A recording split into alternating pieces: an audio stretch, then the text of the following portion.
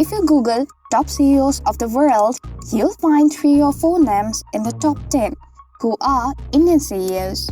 That includes people like Sundar Pichai, the CEO of Google, Satya Nadella of Microsoft, Shantanu Narayan of Adobe.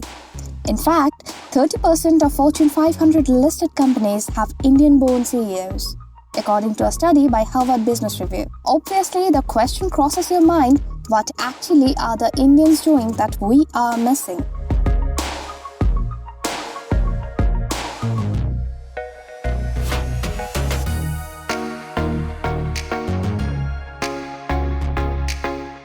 The Indian corporate exploitation sprouted around the beginning of the 90s. The Indian government was struggling with an economic crisis, unemployment, inflation during the late 80s. With the hope to rejuvenate the Indian economy, the government reformed their trade regulations and investment structure to attract more foreign investment.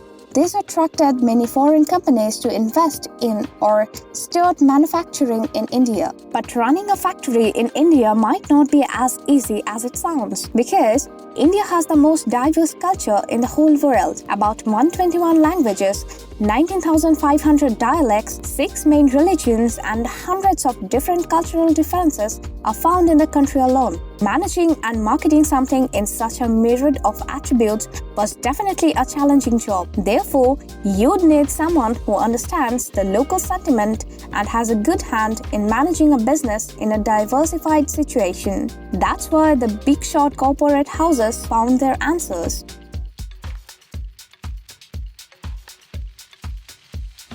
To manage a diversified consumer base, you need a manager with eclectic knowledge and eccentric nature to overcome the communication barrier. And Indians fit in almost perfectly. Being born in India, one has to live in a society full of vibrant cultural practices and nuances. So, Indians are taught to adjust to cultural ambiguity and the daily challenges of surviving in a dense population overflowing with numerous workforce. If you visit a normal school in India, you will find students belonging from at least 10 different cultural backgrounds. Moreover, by living in traditional joint families and extended family structures, Indians learn the workplace politics and power dynamics before they even enter the workforce.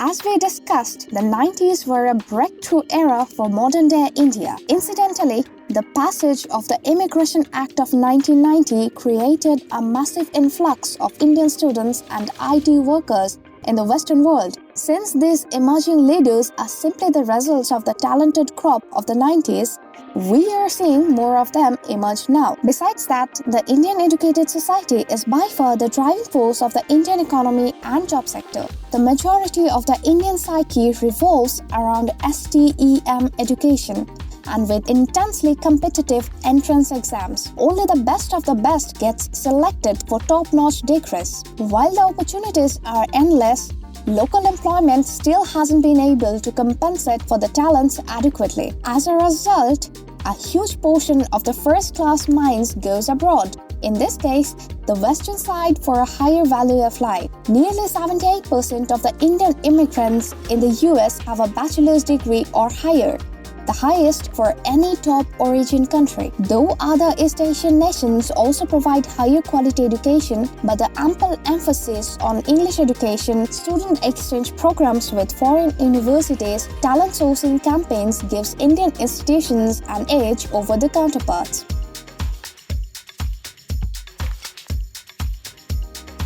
Finding a prestigious career in India with a handsome salary is pretty tough when there are about 4 million graduates produced each year. 1.1 million of them hold a BSc degree. So, to get job ready, one needs to have a specialized skill set and strong networking in related fields. Most of the Indian workforce enter the market with moderate or working level efficiency in work tools, a decent knowledge of the job essentials that boost up their job effectiveness quite a lot. That's why a large portion of Indian engineers and marketers are hired in product development or project supervision or interrelated sections. Interestingly, almost all the successful Indian CEOs we see today were, in fact, hired for similar purposes initially.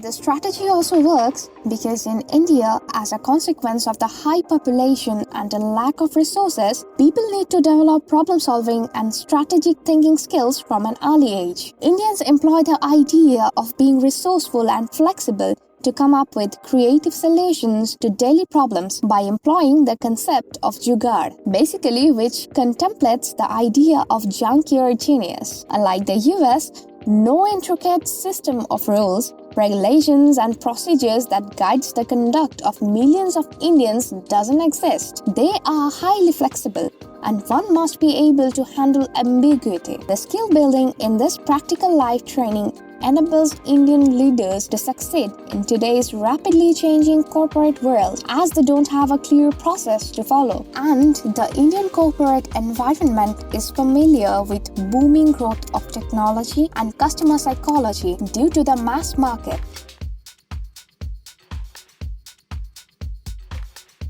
Lastly, the deciding factor comes down to who is better at adjusting and communicating. Currently, the corporate culture is fast-moving, where consumers, employees, managers, everyone is looking for a better choice to invest their time or asset or attention. In this super-paced ecosystem, the key to sustainability is not just higher wage, but the micromanaging skills of a CEO. Being the head of an organization, he or she needs to connect with his subordinates, think from their shoes, and at the same time visualize the end goal. Indian diaspora is an expert in this sort. According to Indira Nooyi, the CEO of PepsiCo, leadership is hard to define and good leadership is even harder. If you can get the people to follow you to the ends of the earth, you are a great leader.